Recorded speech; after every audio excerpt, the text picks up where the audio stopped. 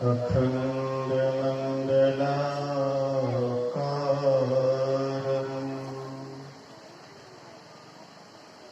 व्याप्तं येन चराचरम् तत्पदं दर्शितं येन तस्मै श्रीगुरुवे नमः। धन्य धन्य सद्गुरु सुखदा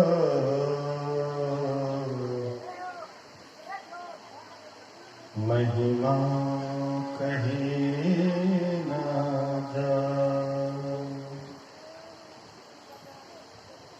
जो कुछ कहूँ तुम्हारी कृपा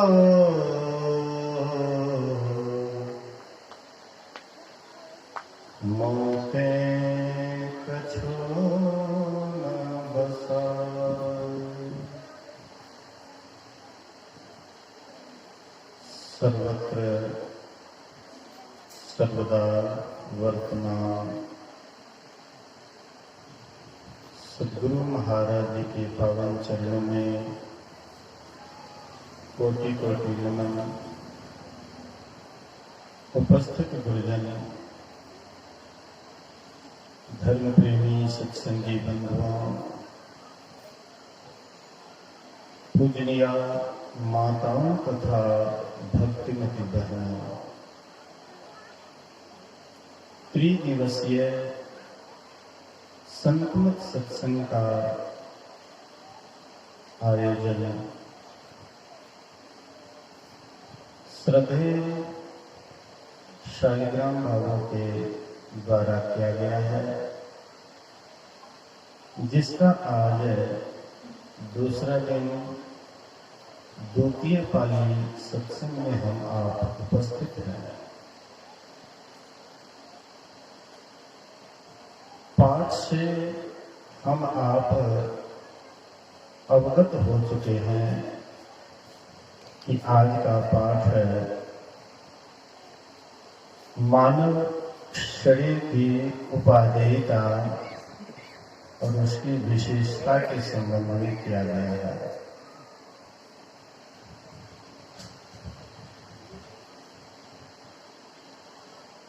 दोहावली में सुन रहे थे कि जो जीते जी मोक्ष पा लिए हैं, ब्रह्म पद को पा लिए हैं, ऐसे संत महापुरुष भी समाधि को छोड़ करके सत्संग से प्रेम करते हैं। जीवन मुक्त महापुरुष की क्या पहचान है? हम आप जैसे संसार में रहते हैं,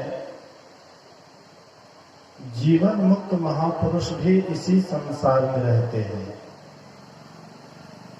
लेकिन उनका चलना, बोलना, संसार का व्यवहार करना हम आपसे अलग होता है। जैसे कोई पन्हारिन है, पानी भरने के लिए जाती है, लेकिन वह जब पानी भर करके लौटती है, एक सिर पर घड़ा होता है, दूसरे घड़ा को हाथ से दबा लेती है। छोटा अगर बच्चा होता है तो उसको भी गोद में रखती है। बगल वाले घड़ा को दबा करके चलती है, बच्चे को भी गोद में ली है, सखी सहेली से बातचीत करती जाती है, लेकिन उनके सिर पर से घड़ा नहीं गिरता है, उनका ख्याल घड़ा पर लगा रहता है। ऐसे ही जीवन मुक्त महापुरुष संसार में तो रहते हैं, लेकिन उनका मन संसार में नहीं रहता है। उनका मन संसार से अलग होकर के रहता है। हाथ से वे काम करते हैं, करते काम करो विधि नाना प्रकार के काम करते हैं, लेकिन उसका सूरत, उसका ख्याल परमात्मा में लग करके रहता है। हम आप संसार की आवाज को सुन करके उससे आनंदित होते हैं, सुखी होते हैं या दुखी होते हैं, लेकिन जीवन मुक्त महापुरुष संसार की आवाज को नहीं सुनते हैं, वे परमात्मा की आवाज को सुनते हैं। और उस परमात्मा की आवाज में जो आनंद आता है, आनंद होता है, उसको बड़ा आनंद में वे आनंद से सुनते हैं। तो कहने का आशय है कि महापुरुष संत संसार में रहते हैं, लेकिन संसार में उसका मन नहीं रहता है। लेकिन ऐसे महापुरुष भी जो संसार से अलग होकर के रहते हैं, जिसका मन परमात्मा में हर हमेशा रमा रहता है, लेकिन ऐसे महापुरुष भी जब सत्संग का समय होता है, सत्संग की चर्चा होती है, तो उस समय में वह सब ओर से ख्याल को मोड़ करके सत्संग से जोड़ता है। महर्षि शाही स्वामी जी महाराज कहा करते थे कि ध्यान को मानो अन्न और सत्संग को मानो पानी। हम आप जितना अन्न खाते हैं उससे कई गुना अधिक पानी पीते हैं, याद रखिएगा। जितना हम लोग भोजन करते हैं उससे कई गुना अधिक पानी की आवश्यकता होती है शरीर में। इसी तरह से आप जितना ध्यान करते हैं उससे कई गुना अधिक सत्संग करने की आवश्यकता है। यह मन बहुत चालाक है और यह मन कब आपको ठग लेंगे, किधर चले जाएंगे, इसका कोई ठिकाना नहीं है। इसीलिए धर्म कथा बाहर सत्संगा। इसलिए धर्म कथा से हम आप जुड़ करके रहते हैं, बाहरी सत्संग से जुड़ करके रहते हैं, ईश्वर की चर्चा को सुनते हैं, उधर मन फिरता है और फिर जब ध्यान करते हैं तो उसमें मन लगता है। इसीलिए जीवन मुक्त ब्रह्म पर चरित सुनहि तजी ध्यान, जे हरि कथा न करही रति तिनके ही पाषाण। जो हरि कथा से प्रेम नहीं करते हैं, इस गांव में इतना ही आदमी नहीं है, इस गांव में बहुत आदमी है। कुछ ऐसे लोग हैं जो संप्रदाय के कारण नहीं आना चाहते हैं कि हम तो इस संप्रदाय के नहीं हैं, हम तो दूसरे संप्रदाय के हैं। वहां पर हमारे गुरु महाराज उपदेश देंगे, उसको हम सुनेंगे, हम दूसरे के उपदेश को क्यों सुने। लेकिन संतमत कोई खास संप्रदाय नहीं है। संतमत से इस नाम से ही विदित होता है, ये किसी नाम पर यह मत नहीं है। इनको हम आप में ही मत भी कह सकते थे, में ही मत नहीं कहते हैं, महर्षि में ही मत नहीं कहते, संत मत कहते हैं। तो संत मत सभी संतों का मत है। जितने भी संत आए, उपदेश दिए, ज्ञान ध्यान की बात बोले, वही ज्ञान ध्यान की बात संतमत सत्संग में दोहराया जाता है। इसलिए यह खास संप्रदाय नहीं, रिलीजन नहीं। और जब संतमत सत्संग हो तो संप्रदाय को भूल करके आना चाहिए। तो कुछ लोग संप्रदाय के कारण नहीं आना चाहते हैं और कुछ लोग सोचते हैं कि हम कोनो सत्संगी हैं, हम कोनो सत्संगी हैं, सत्संग में जाएंगे, सत्संगी ने सत्संग में जाएंगे। जो सत्संगी हैं उस सत्संग में जाएंगे और हम कोनो सत्संगी हैं, सत्संग में जाएंगे। हम क्यों जाएंगे सत्संग में? तो गोस्वामी जी कहते हैं उनका हृदय पत्थर है। जो ऐसा सोचते हैं कि हम सत्संगी नहीं हैं इसलिए सत्संग में क्यों जाएंगे, तो गोस्वामी जी कहते हैं उनका हृदय पत्थर है, पत्थर।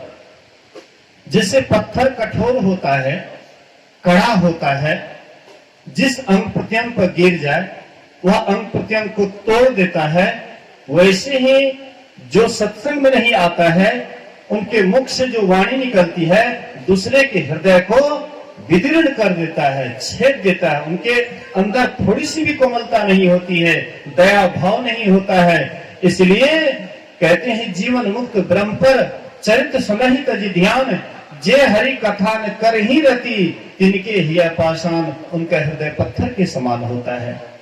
हरि चर्चा से जिनका हृदय हिला नहीं, हरि चर्चा से जिनका हृदय पिघला नहीं, तो क्या है? कहते वह पत्थर के समान है।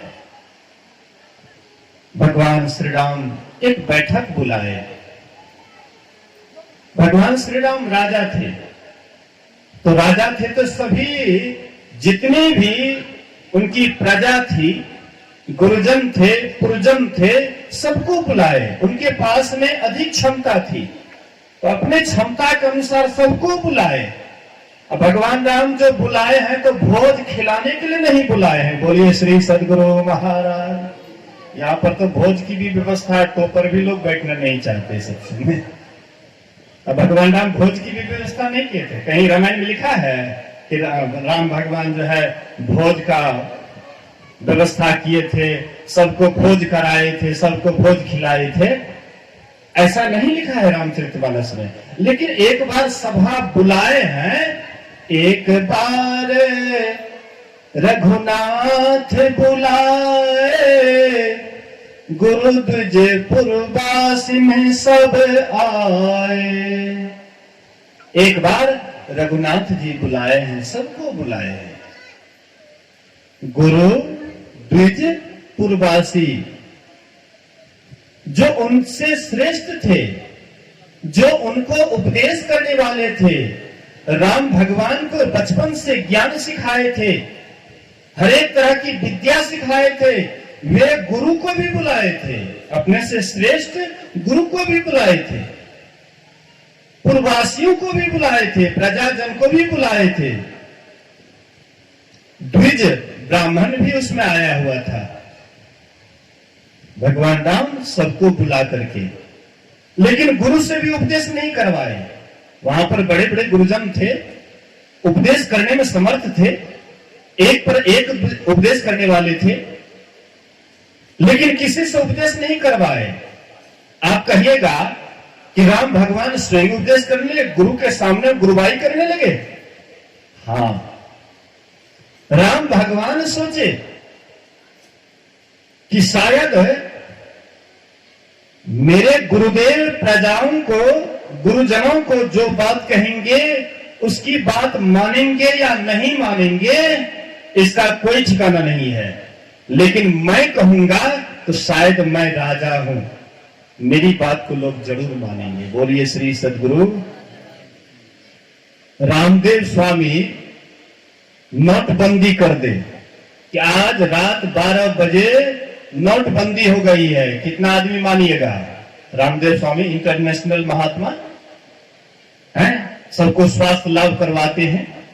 वह अनाउंस कर दे आज के 12 बजे रात नोटबंदी होगी, 500 रुपया रद्द, कितना आदमी मानिएगा? मतलब नहीं के बराबर, कोई नहीं मानिएगा लगभग। लेकिन वही बात नरेंद्र मोदी जब बोले थे, कौन इनकार किए थे उनकी बात को?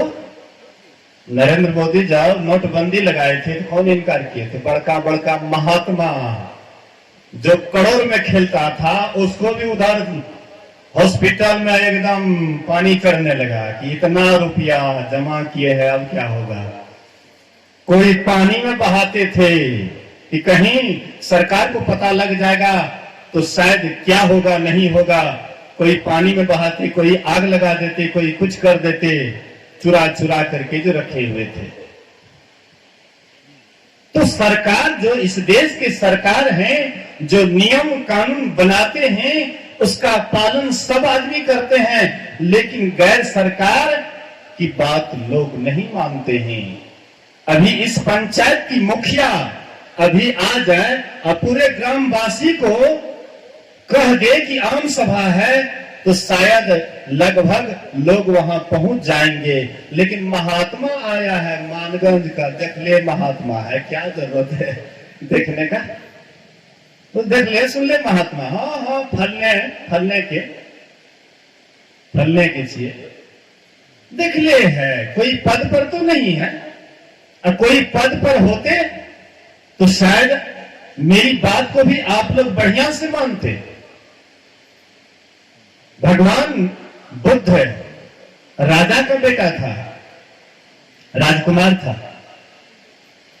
और राजकुमार होने के कारण वे जब भिक्षु बने तो उनकी बात बहुत आदमी माने। राजा था ना, राजा का बेटा साधु बन गया, अरे रे देखो राजा का बेटा साधु बन गया, उनकी बात को बड़े बड़े राजा महाराजा माने। लेकिन जो राजा का बेटा नहीं था, गुफा में जाकर के ध्यान किए और उपदेश करने आए तो उसकी बात को सुनने वाले नहीं के बराबर। कोई ये बात थोड़े है कि भगवान बुद्धे बुद्धत्व को प्राप्त किए, मोक्ष प्राप्त किए, और जो क्या कहते हैं ऋषि मुनि गुफा में बैठ करके ध्यान करते थे, परमात्मा को पाए, उनकी बात को कहां लोग सुनने के लिए आए। गुरु महाराज जी 75 बीघा जमीन, गुरु महाराज जी के पिताजी को 75 बीघा जमीन, उसको लात मार करके निकल गए तो अरे इतना धनी का बेटा बाबाजी हो गया, गुरु महाराज के बात को कितना आदमी माने। और वही गुरु महाराज ये गरीब का बेटा होता है तो शायद उतना लोग उनकी बात को नहीं मानते। ये भी याद रखिएगा। एक विदेश से महात्मा आया है इसी भारत में, मीडिया से उसके आगे पीछे लगा हुआ रहता है, बिना चप्पल के वे चलते हैं, खूब लाइट में आ गया है, विदेश से आए हैं, महात्मा बन गए हैं, मीडिया वाला से उसके आगे पीछे रहते हैं। मतलब कोई धनवान, कोई विशेषज्ञ, कोई पद वाला कोई काम करते हैं तो लोगों के अंदर में होड़ मच जाता है कि हम भी करें।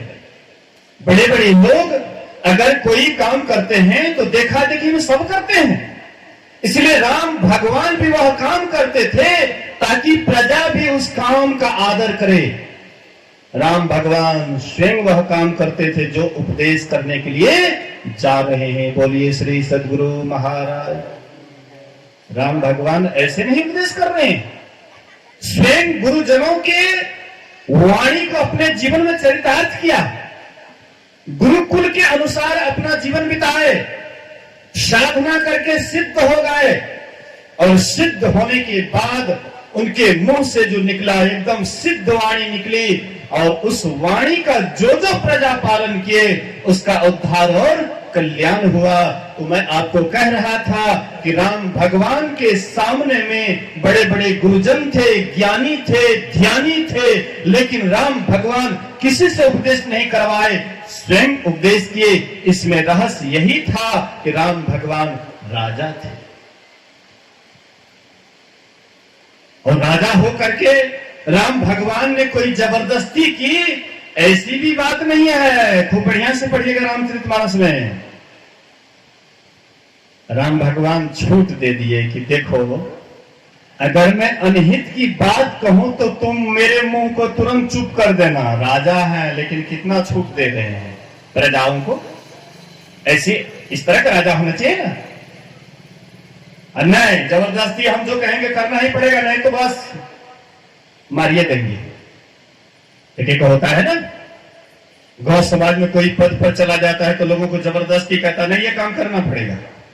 लेकिन राम भगवान कोई दबाव नहीं डाल रहे हैं, कहते देखो अगर मैं अनहित की बात कहूं तो मेरे मुंह को तुरंत तुम चुप कर देना, लेकिन हां अगर हित की बात कहूं तो सब कोई मानना। वही मेरा सेवक है, वही मेरा प्रिय है जो मेरे अनुशासन को मानता है, मेरे कानून को मानता है। मैं जो कह रहा हूं उसको जो मानेंगे उसी का बेड़ा पार होगा। राम भगवान घेरा डाल दिए। उसके बाद राम भगवान कहने जा रहे हैं, क्या कहने जा रहे हैं? बड़े भाग मानुष तन पावा। ये पाठ को आज सुन रहे हैं, बहुत दिन से सुनते आ रहे हैं। और बहुत दिन तक सुनते रहेंगे। एक बात याद रखिएगा, संतों की वाणी कभी पुरानी नहीं होती है। बोलिए श्री सद्गुरु महाराज की जय। फिल्मिस्तान में जो गाना चलता है ना, जब नया नया गाना चलता है, रिलीज होता है, तो लड़का सब एकदम है धरपट खूब बजाता है। नवका गाना है, मोबाइलों पर खूब हर हमेशा कान में डाले हुए रहता है ईयरफोन, अब बस उसी में एकदम उसका नया गाना है, खूब लोग सुनते हैं। नया फिल्म है, बहुत आदमी देखते हैं, लेकिन वही फिल्म पुराना हो जाता है, वही गाना जब पुराना हो जाता है तो लोग नहीं सुनते हैं। लेकिन राम भगवान त्रेता युग में ही यह उपदेश किए थे, लेकिन अभी भी यह उपदेश नया है, क्योंकि संतों की वाणी कभी पुरानी होती ही नहीं। बोलिए श्री सद्गुरु महाराज। संतों का धर्म कभी पुराना नहीं होता है। और इस तरह से कितने कलयुग चले जाएंगे, कितना सतयुग चले जाएंगे, कितना द्वापर त्रेता चले जाएंगे, लेकिन राम भगवान का उपदेश कभी पुराना नहीं होगा। गुरु महाराज जी जो उपदेश कर गए, गुरु महाराज जी शरीर छोड़े हुए लगभग जो है 37-38 वर्ष गुरु महाराज जी शरीर छोड़े हुए हो गए। गुरु महाराज जी के समय में कौन गाना चलता था, अभी वो गाना का कोई पता नहीं है। इससे कितना गाना आया, कितना गया। अब गुरु महाराज जी जो गाना गाए, वो गाना अभी तक एकदम बरकरार है, एकदम पदावली में छपते रहता है और सब दिन बिकते रहता है। लोग खरीदते रहते हैं, उसको पढ़ते रहते हैं, और जो जितना पढ़ते हैं उसको उतना ही गहराई मालूम पड़ता है। बड़ा गहरा ज्ञान है।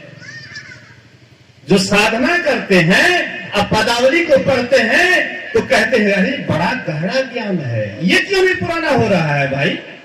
सब कुछ पुराना होते जा रहा है। आप गाड़ी लेते हैं, वह भी पुरानी हो जाती है, वो गाड़ी को छोड़ करके नया गाड़ी आप कसा लेते हैं। घर पुराना हो जाता है, उसको भी तोड़वा करके आप नया घर बना लेते हैं। आपका शरीर भी एक दिन पुराना हो जाता है, नया शरीर का भी परमात्मा व्यवस्था कर देते हैं। लेकिन संतों की वाणी पुरानी कभी होती ही नहीं है, नहीं होती है। यही एक विशेषता है संतों की वाणी में, महापुरुषों की वाणी में। इसलिए राम भगवान जो उपदेश किए, अभी तक उपदेश वह ताजा है, तड़ो ताजा। जैसे हम लोग ताजा भोजन करते हैं, बड़ा अच्छा लगता है, ऐसे ही राम भगवान त्रेता युग में उपदेश किए और अभी भी उनके वाणी को लेकिन श्रद्धा से सुनते हैं। तब श्रद्धा से सुनते हैं। तब एक बूढ़ी माई दही बेच रही थी, किसी युवक ने कहा माई दही कैसा लगता है? बोले बेटा गुड़ मिला के खाओगे तो बड़ा मीठा लगेगा। बोलिए श्री सद्गुरु। दही कैसा है ये कोनो कहने वाला बात है? दही कैसा है ये कहने वाली बात नहीं है, लेकिन बेटा गुड़ मिला के खाओगे बड़ा मीठा लगेगा। ऐसे ही संतों की वाणी भी दही के समान है, श्रद्धा रूपी गुड़ मिला के खाओगे बड़ा मीठा लगेगा। आहा, क्या राम भगवान उपदेश किए। बड़े भाग मानुष तन पावा, सुर दुर्लभ सद ग्रंथ ही गावा। कहती बड़े भाग्य से मनुष्य का शरीर मिलता है, और शरीर को नहीं बोले कि बड़े भाग्य से मिलता है। ऐसा नहीं बोले कि हाथी का शरीर बड़े भाग्य से मिलता है। बोलिए श्री सद्गुरु महाराज। हमारी माँ बहनें देवी देवता की अर्चना वंदना करने में बहुत आगे रहती है। सुना रहे थे कि ये पर्व वो पर्व ढेरी पर्व करती है, लेकिन वे देवी देवता वाला शरीर के लिए भी राम भगवान नहीं बोले कि बड़े भाग्य से देवता का शरीर मिलता है। अगर देव शरीर ही विशेष शरीर होता तो राम भगवान को सीधे कह देना चाहिए, बड़े भाग देव तन पावा, देवी तन पावा। ऐसा नहीं बोले। एक ही आवाज में राम भगवान एक ही बात बोले कि बड़े भाग मानुष तन पावा, लेकिन सुर दुर्लभ, देवता को दुर्लभ। ये मनुष्य का शरीर देवता को दुर्लभ बताया। हम देवते के पास जा रहे हैं। जो एक स्कूल था तो बाप पूछता है बेटा से, रे बेटा अभी जे परीक्षा दिल तो की रिजल्ट अल? कल के बाबू हो गणेशवो फेल क्या गए, महेशवो फेल क्या गए, सुरेशवो फेल क्या गए। रे बेटा तोहर की नंबर से? कल के बाबू हम 10 से बाहर छे, हम तो 10 के बीच में छे। मतलब इतने जो उदाहरण दे रहा तो तोरा समझ जाना चाहिए। आ तू बेटा तू की लाभ ली था, वो यहाँ फेले नंबर लाभ लिए। देवता फेल है मानव शरीर में, याद रखिएगा। देवी देवता मनुष्य शरीर लेने में फेल है। परमात्मा उसको पास नंबर नहीं देते हैं कि तू देव शरीर में आया है तो मैं तुम्हें पास वाला नंबर देता हूं, मैं तुम्हें प्रमोशन कर देता हूं। विमोशन है देव शरीर, प्रमोशन है मनुष्य का शरीर। गुरु महाराज जी के पास एक बार भागलपुर से कलेक्टर साहब आए। बोलिए श्री सदगुरु। कलेक्टर साहब आए और कहते हजूर मेरा ट्रांसफर हो गया है। गुरु महाराज कहते नहीं नहीं आपका अभी ट्रांसफर नहीं हुआ है, अभी ट्रांसफर नहीं हुआ है। हुजूर लेटर, बोले कि आप फिर से जाकर के देखिए ना, ऑफिस में फिर से आप टटोलिए, बढ़िया से देखिए। अब दोबारा गए तो ट्रांसफर नहीं हुआ था।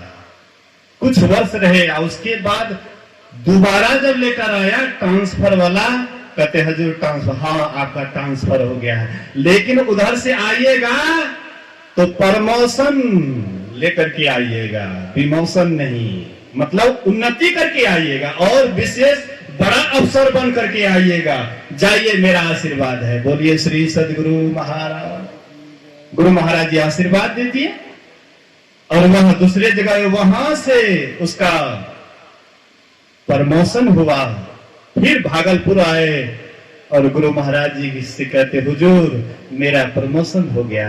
बोले कि वाह आपने बहुत बड़ा काम किया, परमात्मा की कृपा हुई, आपका विमोशन नहीं प्रमोशन हुआ।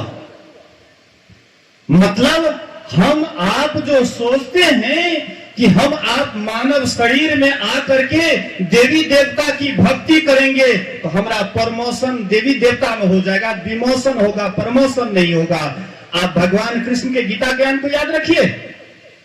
भगवान कृष्ण कहते हैं भूत को पूजने वाले भूत के पास, पितरों को पूजने वाले पितरों के पास, भिन्न भिन्न देवताओं को पूजने वाले उन देवताओं के पास। और भगवान कृष्ण कहते हैं कि जो मेरा भजन करता है वह मेरे पास आता है। आप किसके पास जाना चाहते हैं? परमात्मा के पास जाना चाहते हैं? भगवान कृष्ण क्या है? परमात्मा है।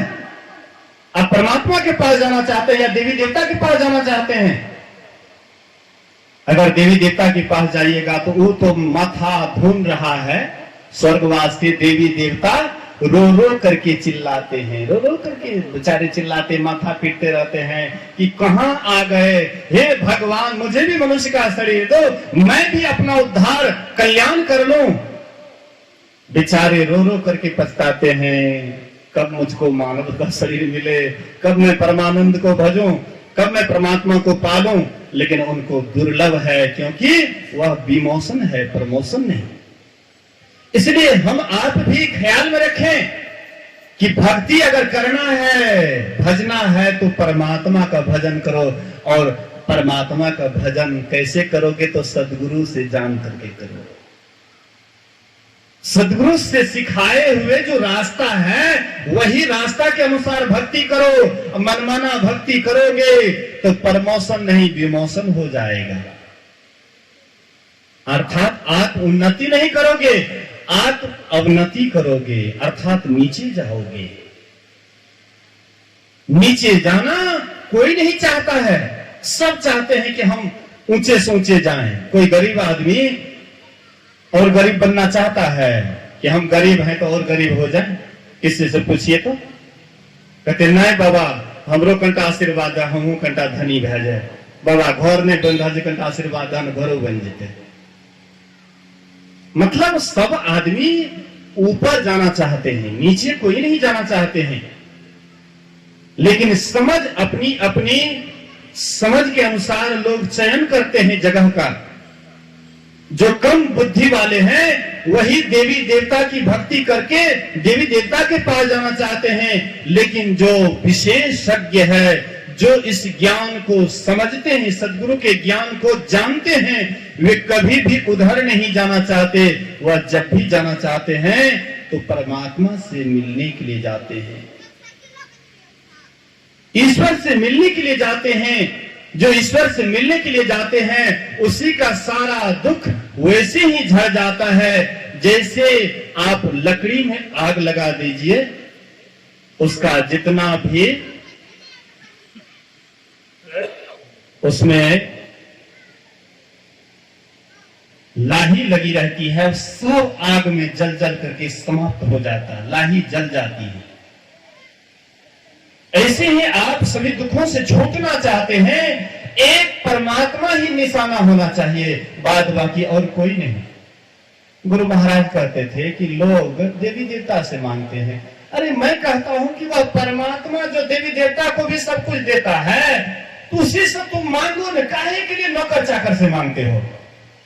नौकर चाकर से क्या जरूरत है मांगने का, मालिक ही से मांग लीजिए। एक फकीर गए अकबर बादशाह के पास। अकबर बादशाह बड़े दानी थे, जो भी उनके दरबार में आता था वे खाली हाथ नहीं जाते थे। अकबर बादशाह का दान में नाम प्रसिद्ध था।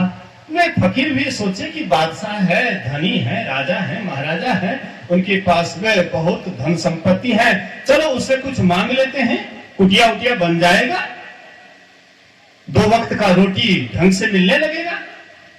इसलिए वह फकीर उम्मीद लेकर के गए अकबर बादशाह के दरबार में। अकबर बादशाह नमाजी भी था, नमाज भी अदा करते थे।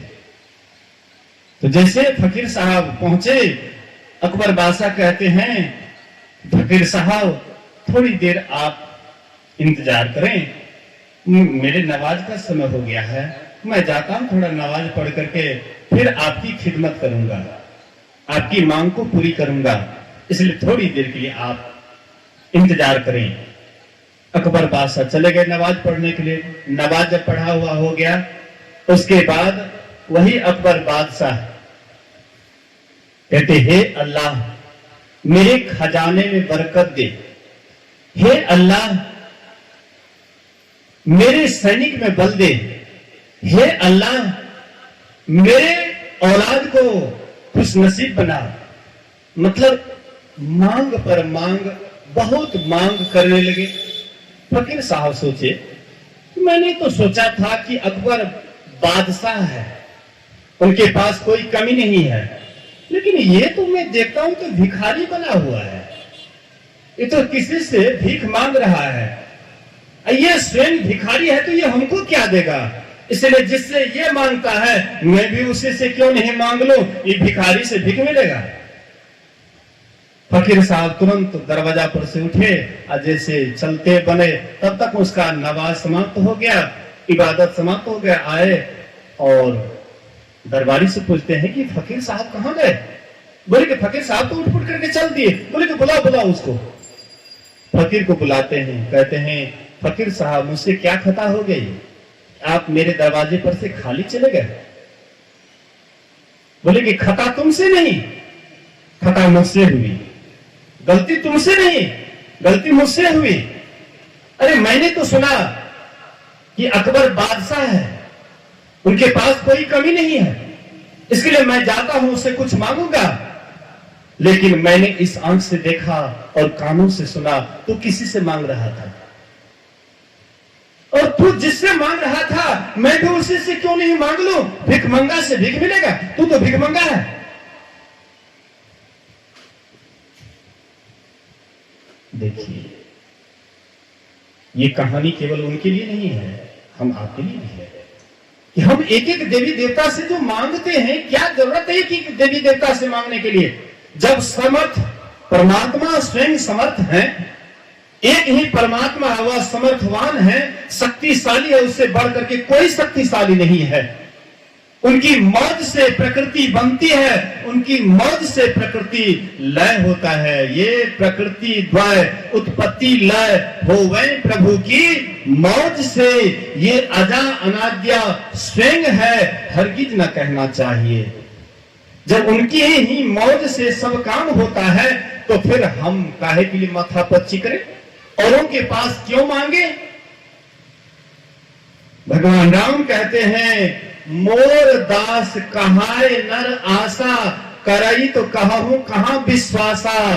कोई मेरा दास कहलाता है, लेकिन वह नर राजा की आशा रखते हैं, कोई राजा की आशा रखते हैं कि राजा कुछ हमको देंगे।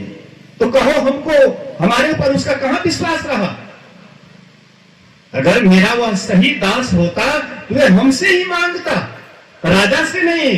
कोई राजा महाराजा से नहीं मांगता, मुझसे मांगता। तो मांगना ही है तो परमात्मा से मांगिए।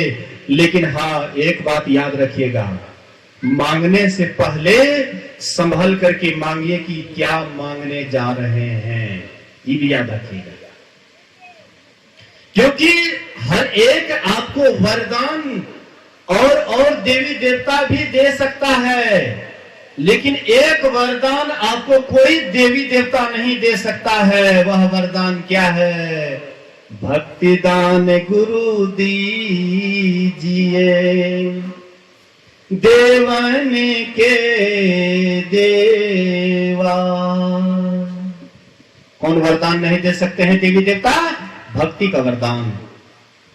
एक गुरु और परमात्मा के सिवा भक्ति का वरदान आपको कोई नहीं दे सकता है।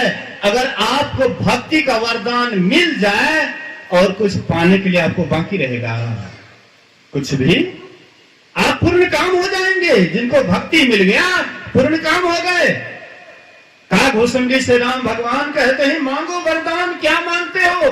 काघोसंडी कहते हैं, अविरल भक्ति दीजिए। अगर आप मेरे पर खुश है, प्रसन्न हैं, आप मेरी अपनी भक्ति आप अपना दीजिए, अविरल भक्ति मुझे दीजिए और मुझे कुछ नहीं चाहिए।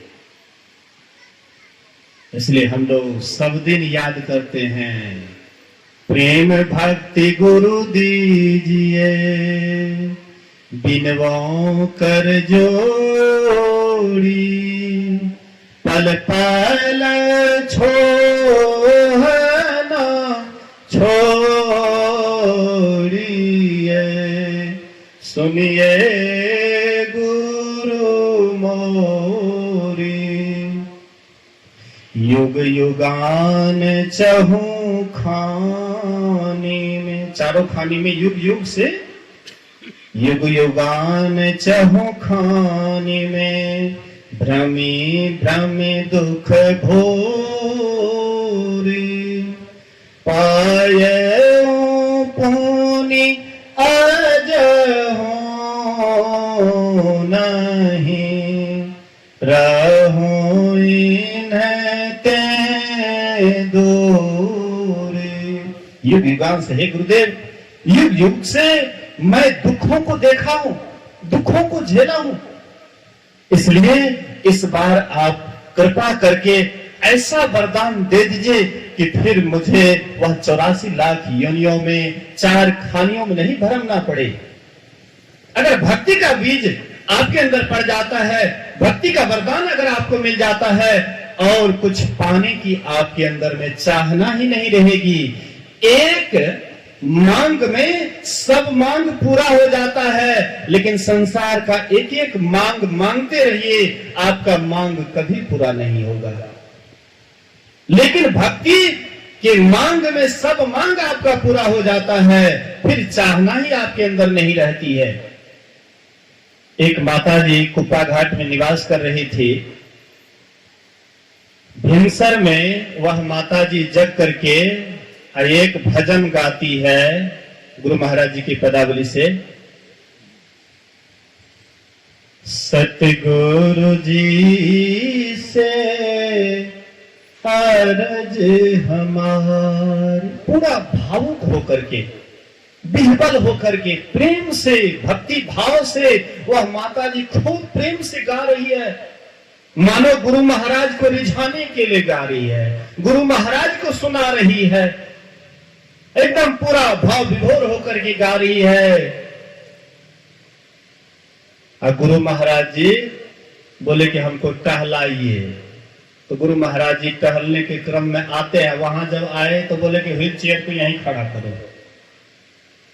व्हील चेयर को खड़ा करवा दिए और माता जी जो भजन गा रही थी, गुरु महाराज खूब गौर से वह भजन को सुने, पूरा गौर से सुने। जब भजन का अंत हुआ, गुरु महाराज जी कहते हुआ उसको बुलाइए। वह माता जी आई, देखे गुरु महाराज जी सामने में है, जा करके चरण पर गिर गई। गुरु महाराज कहते हैं, बेटी मैं तुम्हारी इस भक्ति भावना से खुश हूं, वरदान मांगो। मैं तुम्हारे इस सेवा से खुश हूं, वरदान मांगो। वह माता जी पैर पकड़ करके गुरुदेव से कहते हैं, गुरुदेव मुझे भक्ति का वरदान दे दीजिए, मुझे कुछ नहीं चाहिए, मुझे भक्ति का वरदान चाहिए। गुरु महाराज कहते, एक मस्तु ऐसा ही होगा जिनको गुरु की कृपा हो गई, परमात्मा उनसे पीछे रहेंगे। जिनके सिर पर गुरु खड़ा, जिनके सिर पर गुरु खड़ा है, उसका कोई भी बाल बाका नहीं कर सकता है। इसलिए संत महापुरुष कहते हैं कि अगर मांगना है तो सोच समझ करके मांगो, अगर छोटी छोटी बात अगर मांगोगे तो ठगे जाओगे। इसलिए ऐसा चीज मांगो कि सभी मांग उसी में समा जाए। ऐसा चीज मांगो, सब मांग उसमें समा जाए। एक राजा बहुत बड़ा बाजार लगवाए और बहुत बड़ा बाजार लगा करके सभी प्रजाओं को ढिंढोरा पीट करके कहलवा दिए कि जिनको जो सामान पसंद है एक सामान बाजार से ले सकते हैं, केवल एक सामान, दूसरा तीसरा नहीं। जिनको जो सामान पसंद हो जाए।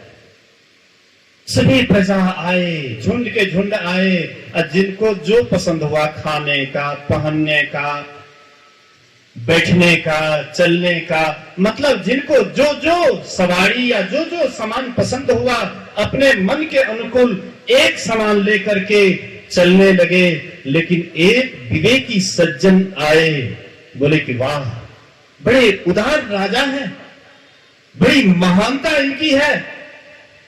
ऐसा राजा कि अपना पूरा दरबार, अपना संपत्ति का दरवाजा ही खोल दिया है कि जिनको जो पसंद है एक सामान ले सकते हैं। अवश्य ही वह राजा से ही हमें भेंट करना चाहिए। बाजार की तरफ नहीं देखे आंख उठा करके, क्या सामान है नहीं है। सीधा चले गए राजा के पास जहां राजा बैठे हुए थे, वहां चले गए और राजा की परिक्रमा करने लगे। परिक्रमा करने लगे। राजा कहते हैं कि अरे भाई, तुमको कोई सामान पसंद है या नहीं है? बोले कि हाँ, मुझे भी एक सामान पसंद है। बोले कि क्या पसंद है? बोले कि आप मुझे पसंद है, मुझे आप पसंद है, मैं आप ही को लेता हूं। अब जो राजा को ही ले लिए तो पूरा बाजार किसका हुआ? खजाना में जो सोना चांदी हीरे जवाहरात था वो किनका हुआ? पूरा राज्य उन्हीं का हो गया जो राजा को ही अपना लिए। ऐसे उदार परमात्मा रूपी राजा है। आप जो मांगिएगा एक समान आपको दे देंगे। बेटा मांगिएगा परमात्मा आपको बेटा दे देंगे, लेकिन अपना परमात्मा आपको नहीं देंगे।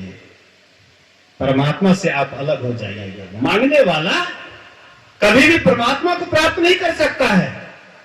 सभी कुछ मांगी थी, पढ़िए तो नवधा भक्ति में, कोई मांग नहीं की सबरी। राम भगवान बोले कि सकल प्रकार भगत दृढ़ तोरे, तुमको सब प्रकार की भक्ति है। अब कोई मांग नहीं। जहां मांग समाप्त होती है वहीं से भक्ति का आरंभ होता है, याद रखिएगा। जहां मांग समाप्त वहीं पर भक्ति का आरंभ। आप मांग रहे हैं, इसका मतलब आपको परमात्मा से सही स्नेह नहीं है, प्रेम नहीं है। आप परमात्मा को नहीं चाहते हैं, परमात्मा के ऐश्वर्य को चाहते हैं। और जो परमात्मा को ही पा लिए तो पूरा सृष्टि, जो पूरा ये दुनिया का जो सृष्टि है, राज्य है, ये राज्य किसका होगा? जो परमात्मा को प्राप्त। गुरु महाराज परमात्मा को प्राप्त कर लिए, पूरा दुनिया गुरु महाराज का हुआ कि नहीं हुआ? ये भी कहने वाली बात है? एक इंच जमीन के लिए, एक बिता जमीन के लिए भाई भाई में काट मार देते हैं। एक भाई दूसरे भाई का दुश्मन हो जाता है, मार देता है, काट देता है। लेकिन वही देखिए गुरु महाराज के नाम पर लोग बिगहा का बिगहा जमीन दे दे करके गुरु महाराज के नाम से लिखते जा रहे हैं, अभी तक लिखते जा रहे हैं। मैंने भी 8 कट्ठा लिख दिया गुरु महाराज के नाम पर। आखिर वैसा कौन सा गुरु महाराज जी किसको प्राप्त कर लिए? उनके नाम पर भी लोग सब कुछ लुटाने के लिए तैयार हो जाते हैं। बस गुरु महाराज जी परमात्मा को ही पाए, दूसरा कुछ भी गुरु महाराज जी अपने जीवन में नहीं मांग किए। ये परमात्मा हमको ये दे दीजिए, वो दे दीजिए, कुछ नहीं मांग किए। झूलनदा एक बार गुरु महाराज से कहती है कि लाला तुम शादी कर लो। गुरु महाराज बोले हम शादी कर लेंगे तो क्या होगा? बोले लाला तुम शादी कर लोगे तो हमको भतीजा होगा, भतीजी होगी, हम उसको नहलाएंगे, धुलाएंगे, प्रेम प्यार करेंगे। बोले बहन मैं शादी कर लूंगा तो तुमको 2-4 भतीजा भतीजी होगी, जिसको तुम नहलाएगी, धुलाएगी, प्यार करेगी। लेकिन एक बात याद रखना बहन, अगर मैं शादी नहीं करता हूं, अगर मैं सब इच्छा को छोड़ करके परमात्मा की भक्ति करता हूं, अगर मैं परमात्मा को पा लूंगा तो शायद पूरा दुनिया ही तुम्हारा भतीजा और भतीजी हो जाएंगे। तू कितने को नहलाएगी, कितने को धुलाएगी, कितने से प्रेम प्यार करेगी। आज देख लीजिए पूरा दुनिया गुरु महाराज जी का बाल बच्चा है, झूलन दय का भतीजा भतीजी है। इसलिए हम आप दुनिया से क्या मांगेंगे? दुनिया की चीज क्या मांगेंगे? परमात्मा से मांगना ही है तो परमात्मा को मांग लीजिए, परमात्मा से परमात्मा की भक्ति मांग लीजिए। इसी मांग में आपका सब मांग समाप्त हो जाएगा। देख लीजिए बड़े बड़े महापुरुष हुए, भगवान बुद्ध हुए, सब कुछ छोड़ करके यही भक्ति को प्राप्त कर लिए, महान हो गए। गुरु महाराज जी भी सब चीज छोड़ करके यही भक्ति को प्राप्त कर लिए, महान हो गए। जो भक्ति को प्राप्त किए वही महान हुए। हम आप भी भक्ति का मांग रखें और इसी को करते हुए आप अपने मानव शरीर को सार्थक बनाना चाहते हैं, सफल बनाना चाहते हैं। सबसे विशेष काम अगर मानव शरीर से लेना चाहते हैं तो देह धरे कर यही फल भाई, भजिए राम सब काम बिहाई। ये मानव शरीर धारण करने का सबसे उत्तम फल यही है कि शरीर के रहते हुए परमात्मा को पा लीजिए। इसी में सबका जीवन सार्थक और सफल होगा, मानव शरीर सार्थक और सफल होगा। तो अभी का सत्संग आरती के बाद समाप्त किया जाएगा। 6 बजने वाला है, फिर संध्या बंदन भी है। हाँ, बहुत ऐसे सत्संग होता है जो टाइमली से कोई मतलब नहीं। मैं तो मौन व्रत में रहता हूँ। कई लोगों को 3 बजे से पहले से ही एकदम वहां से भेजने का कोशिश करता था, लेकिन कसमस तो होता नहीं था। धूप भी थी, गर्मी भी था। खैर कोई बात नहीं, लेकिन मतलब जो है थोड़ा समय से अगर शुरू होता है ना तो सबकी इच्छा होती है कि 2 शब्द बोले। जो बोलने वाले हैं उनकी इच्छा होती है कि हम भी बोलें, लेकिन अगर थोड़ा समय से अगर कीजिएगा, समय अगर मतलब लेट कीजिएगा तो समय तो अपने गति से जा रहा है, चाहे गर्मी हो या जो भी हो। तो अभी का सत्संग न भजन उजन न होगा, 6 बजने वाला है। भजन का काम करिएगा तो मैं कहता हूं पहले शुरू कीजिए। आप सुना दीजिए, बंद कीजिएगा ना, आप मुंह अपने वाणी को बंद कीजिएगा, चुप रहिएगा।